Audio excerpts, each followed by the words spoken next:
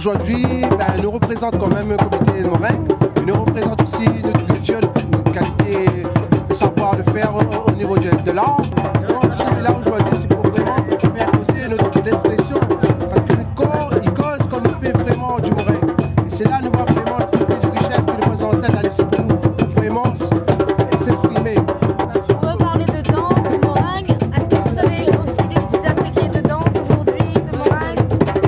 Aujourd'hui, nous avons quand même 2 prestations. On va faire un 3e là d'ici quelques minutes.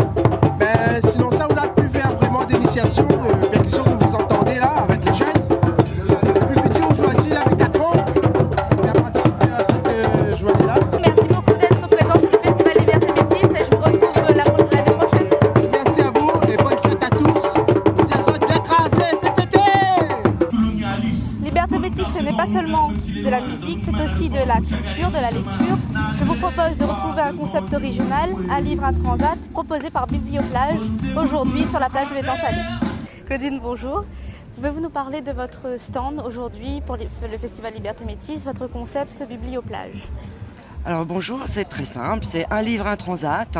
C'est une bibliothèque d'édition locale, d'auteurs locaux, d'éditeurs locaux, à disposition gratuitement pour tous les publics, qu'ils soient petits ou grands, puisqu'il y a de la BD, des livres pour enfants, du roman, des livres sur l'histoire, le patrimoine réunionnais.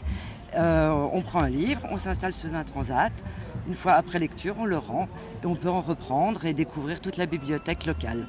Très bien, c'est votre première participation à Liberté Métis cette année? Oui, c'est une volonté de la région Réunion de mettre en avant la littérature locale, de faire partager à tout le monde. Et c'est vraiment mettre le livre en dehors des murs, comme on dit, c'est-à-dire à disposition d'un public d'une manière un peu événementielle. On ne s'attend pas à voir les livres sur la plage. Très bien, je vous remercie Claudine et j'espère vous retrouver l'année prochaine pour notre prochain festival. Je l'espère aussi. Beaucoup de choses sur ce festival Liberté Métis, comme vous le voyez derrière moi, Alex Aurès en pleine interview. Continuons cette tournée des stands en allant découvrir le cercle généalogique de Bourbon. Suivez-moi.